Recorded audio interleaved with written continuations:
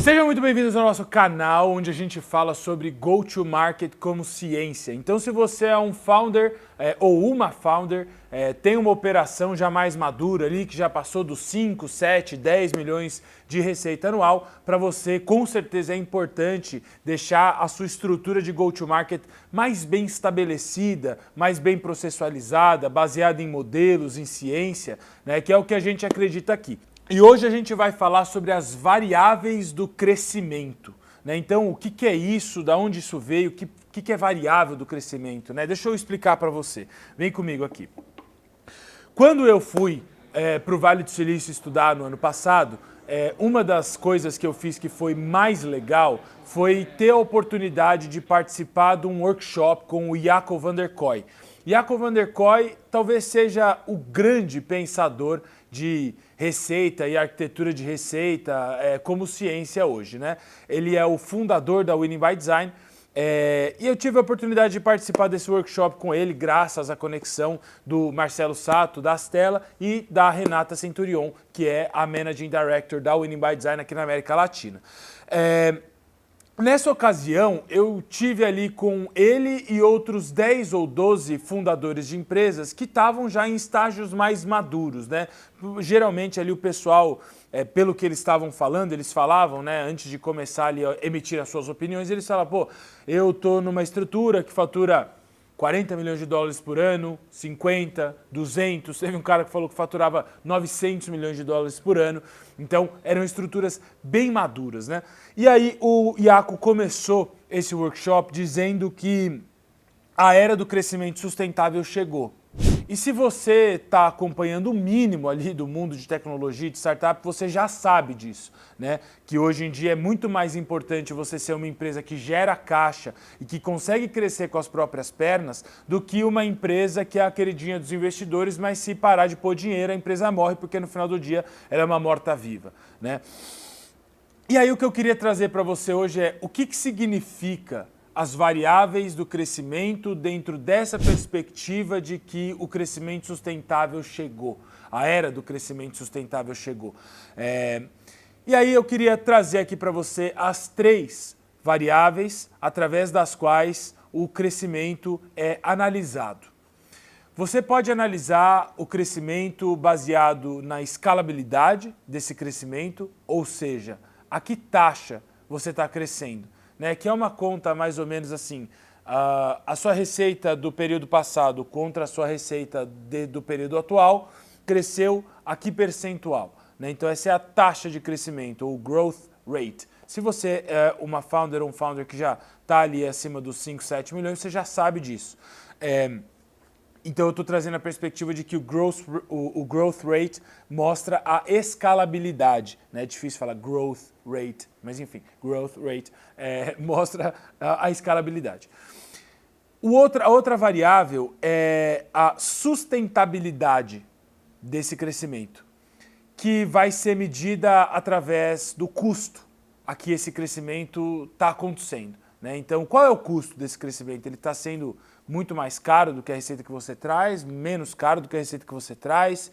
O custo de aquisição que você tem com o seu cliente, ele se justifica ali mais para frente, você consegue fazer com que o seu cliente traga com margem, né, esse dinheiro de volta para a sua empresa ou não. E aí aqui tem uma regrinha interessante que é a Rule of 40, ou a regra dos 40, que mostra que basicamente que a sua taxa de crescimento, o percentual da sua taxa de crescimento, quando somado a margem que você tem, esses 2 percentuais, então se você está crescendo, por exemplo, a 20% e tem 20% de margem, os 2 somados dá 40%. Né? Então, se você está crescendo a 20% e tem 20% de margem, você está dentro da regra dos 40%. Se você está crescendo a 10% e tem 30% de margem, você está dentro da regra dos 40%. Se você está crescendo a 5% e tem 5% de margem, você está fora da regra dos 40%. Né? Então, a outra coisa que você precisa analisar aqui é a que custo esse crescimento está acontecendo, portanto, quão sustentável ele é no longo prazo. E a terceira variável é a durabilidade, né? Ou seja, você está crescendo a uma certa taxa. Essa taxa que você está conseguindo executar tem um custo, né? E quando você cresce a uma taxa e a um determinado custo, você está botando o cliente para dentro, que é o que a gente quer saber é o seguinte, na durabilidade, quer saber assim, quanto tempo esse cliente vai ficar? Esse crescimento que você está executando, ele é realmente durável? Ele é um crescimento de médio prazo ou ele é um cliente que você vai trazer e logo, logo esse cliente vai sair da sua operação porque você não entrega o valor que você prometia? Então, essas são as 3 variáveis do crescimento. Portanto, a escalabilidade, a que taxa você cresce, a sustentabilidade, a que custo você executa essa taxa e a durabilidade, que é a última que eu vou explicar para você aqui, que é o impacto que você gera nesse cliente. E aí vale a pena dizer que impacto aqui é uma perspectiva muito própria da Winning by Design e do Yaco, que eles chamam que assim, o impacto pode ser 4 coisas na perspectiva do Yaco e da Winning by Design. Aumento de receita, né? Então você tem que estar possibilitando ali para o seu cliente aumento de receita, diminuição de custo, melhoria de experiência ou diminuição de risco. Eles dizem que você pode comprar por conta dessas 4 variáveis. E aí impacto aqui é você está mapeando e conseguindo entregar uma ou mais delas. Então se o seu cliente compra de você porque ele está buscando uma experiência melhor, você deveria entregar uma experiência melhor. E o fato de você entregar essa experiência melhor significará que você está entregando também esse impacto.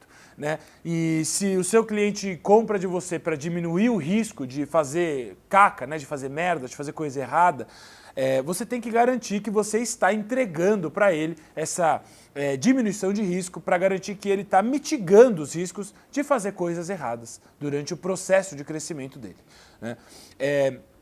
E a métrica que a gente usa para avaliar se essa durabilidade está ou não está acontecendo são 2, anota aí. ROI, Então o ROI, que você conhece, Return on Investment, ou Retorno sobre Investimento.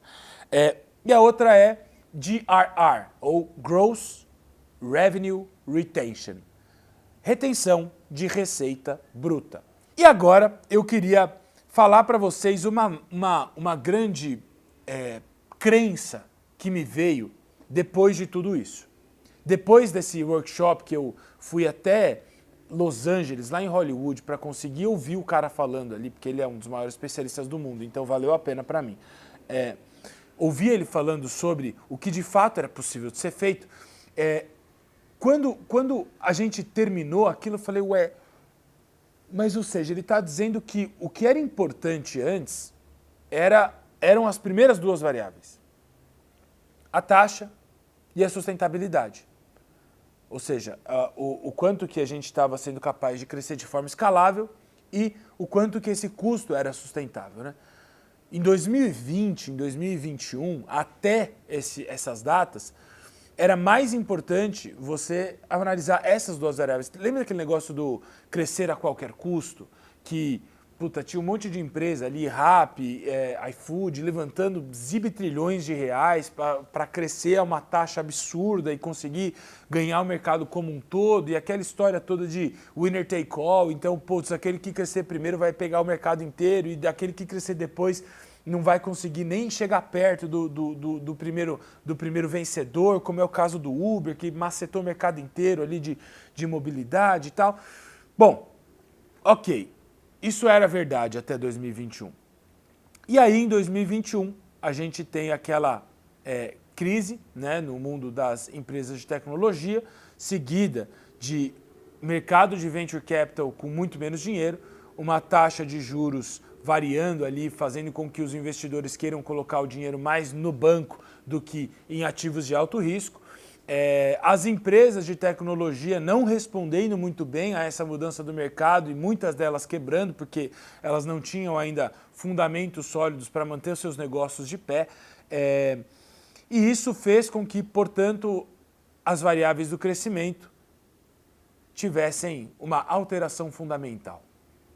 Passou a ser mais importante você ter um crescimento durável do que você crescer a altas taxas. Passou a ser mais importante você ter um crescimento e garantir que você está entregando retorno para o seu cliente, garantir que a sua retenção de receita bruta está alta, do que você mostrar ali 30% de crescimento por mês a um custo alto, né, que não danifique tanto sua margem e que esteja ali dentro da regra dos 40. O que isso quer dizer na prática? Isso quer dizer na prática que você deveria focar muito mais em Customer Success, em sucesso do cliente, que é a principal disciplina dentro das áreas de pós-vendas, né? Por quê? Porque a retenção de receita acontece quando você tem uma área de Customer Success madura, né?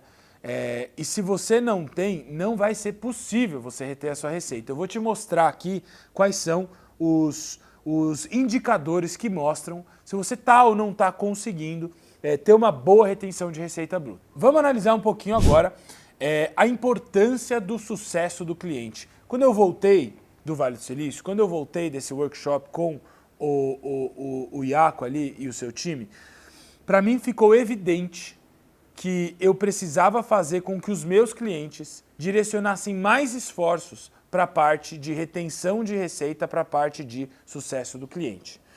E aí, para muitos deles e para a maioria deles, para todos aqueles que entenderam a importância disso, a gente começou a colocar uma métrica como Estrela do Norte, que foi isso que eu falei para vocês, que é o GRR, né?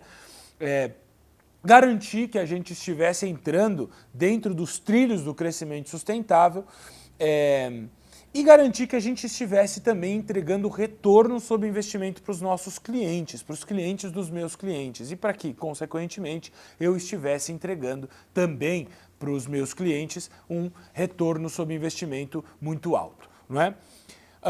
Agora eu queria mostrar para vocês como é possível e trazer uma perspectiva que eu peguei de uma empresa chamada Gainsight, que é uma empresa lá também do Vale do Silício, de sucesso do cliente, e eles eles trazem uma fórmula que eu mudei muita coisa dela aqui para simplificar e para adicionar perspectivas, né? Mas o pensamento original é deles, ok? Customer Success, CS, sucesso do cliente, é igual a experiência do cliente mais os resultados do cliente vezes o tempo que o cliente fica na empresa. Então vamos lá, vamos decupar um pouquinho isso aqui.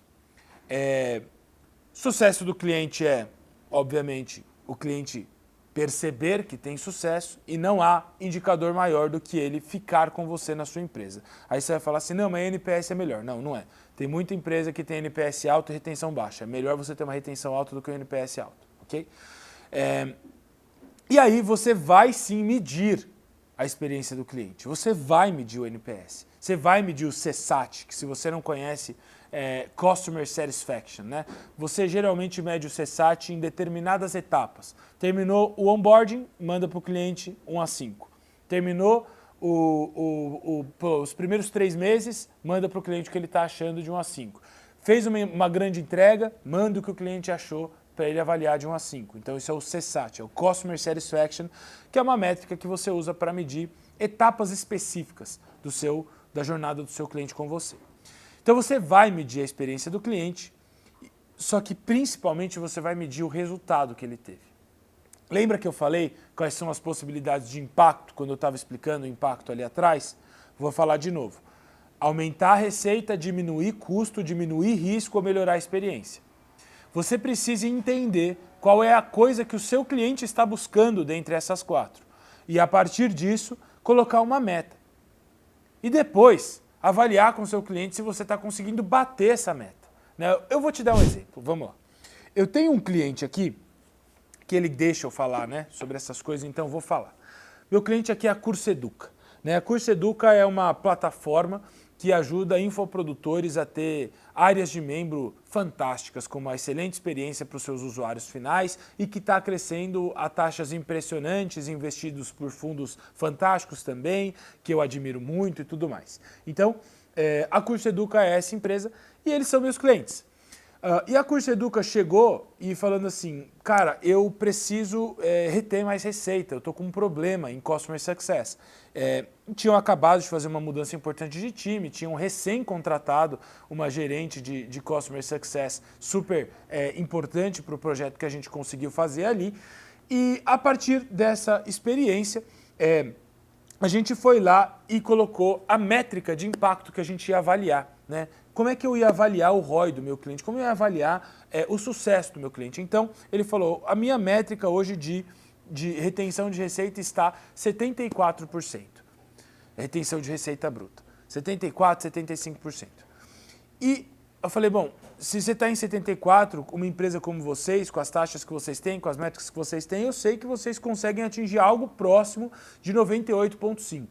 Aí você vai falar, pô, mas por que 98,5%? Porque 98,5% é o benchmark das top 25 melhores empresas do mundo. Então, as melhores empresas do mundo retêm 98% da receita até os seus primeiros 10 milhões de receita. E depois isso muda para 97 e depois dos 30 milhões isso cai para 95. Eu acho, tenho quase certeza que é isso. Vou colocar na tela aqui para você poder avaliar comigo. 98, 97, 95, é isso aí. A partir dos 20 milhões vira 95 e fica 95 até os 50 milhões. Beleza? E aí, o que a gente fez? A gente implementou um modelo para que os clientes da Curseduca, quando chegassem à empresa, fossem avaliados dentro da mesma lógica. Então, bom, qual é o seu objetivo, senhor cliente da Curseduca? Bom, meu objetivo é XYZ. Ok, então eu vou desenhar aqui uma forma da gente cumprir esse objetivo junto. A gente vai desenhar um plano de impacto conjunto, que é a nossa metodologia, né, que a gente também derivou da Winning by Design, do modelo open source deles, que é o Joint Impact Plan, que tem algumas coisas diferentes, né? A gente foi pegando como princípio, né? Eu ia falar primeiro princípio, que é First Principle, né? Que é uma ideia que o Elon Musk diz, né? Que é a forma mais inteligente de se pensar, né? Você não deveria criar coisas do zero quando pessoas mais inteligentes do que você criaram isso previamente. Você deveria pegar aquilo que foi criado e usar como um princípio primário, um first principle, e aí criar coisas em cima daquilo. O Elon Musk fala que tudo que ele criou na vida dele foi baseado nessa lógica. Então, se você não pensava assim, pense sobre isso. Se você nunca viu ele falando isso, procure Elon Musk First Principles aqui, ok? E aí a gente foi lá e implementou esse modelo. Em 4 meses, a Curseduca tinha 99,44% de retenção de receita bruta. E essa métrica foi da semana passada. Então está bem fresquinha, né? Bom, o que eu quero dizer para você aqui é o seguinte. As variáveis que a gente usava para avaliar o crescimento mudaram. Antes a gente olhava a que taxa uma empresa crescia e não importava a que custo ela estava crescendo. O que importava é se ela estava crescendo ao máximo que ela podia crescer. E aí o dinheiro foi embora e ficaram as empresas que são capazes de crescer com as próprias pernas.